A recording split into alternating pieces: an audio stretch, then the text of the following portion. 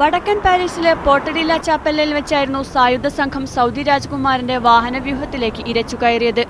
ഞായറാഴ്ച രാത്രി വിമാനത്താവളത്തിലേക്കുള്ള യാത്രക്കിടെയായിരുന്നു ആക്രമണം. 10-ൽ താഴെ മാത്രം അംഗങ്ങളുള്ള കൊള്ളസംഘം 2 കാറുകളിലെത്തി ആദ്യ 10 വാഹനങ്ങൾ പിടിച്ചെടുത്ത് ഓടിച്ചുകൊണ്ടുപോവുകയായിരുന്നു. നിമിഷങ്ങൾ കൊണ്ട് സംഘം കൃത്യം മതിയാക്കി തിരിച്ചുപോയി. രാജകുമാരന്റെ വാഹനവ്യൂഹത്തിലെയും കൊള്ളക്കാരുടെയും ഓരോ കാറുകൾ പിന്നീട് സംഭവസ്ഥലത്ത് നിന്നും 40 കിലോമീറ്റർ അകലെ കത്തിച്ച ശേഷം ഉപേക്ഷിച്ച നിലയിൽ കണ്ടെത്തി. എന്നാൽ കവർച്ചക്കാർ വെടിയുതിർത്തില്ലെന്നും ആർക്കും പരിക്കേറ്റിട്ടില്ലെന്നും ഫ്രഞ്ച് പോലീസ് പറഞ്ഞു.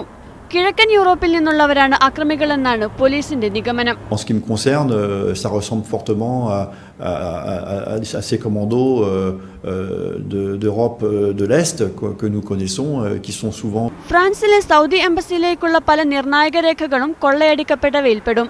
കവർച്ചക്കാരുടെ ലക്ഷ്യം ഈ രേഖകളായിരുന്നോ എന്ന് വ്യക്തമല്ല. BRP സ്പെഷ്യൽ പോലീസാണ് സംഭവത്തെക്കുറിച്ച് അന്വേഷിക്കുന്നത്. രേഖകളാണ് അവർ ലക്ഷ്യമിട്ടതെങ്കിൽ അത് കുറ്റകൃത്യത്തിന്റെ സ്വഭാവം തന്നെ മാറ്റുമെന്നും അന്വേഷണം ഏറെ സങ്കീർണതകളുള്ളതാണെന്നും പോലീസ് വൃത്തങ്ങൾ അറിയിച്ചു. News desk media.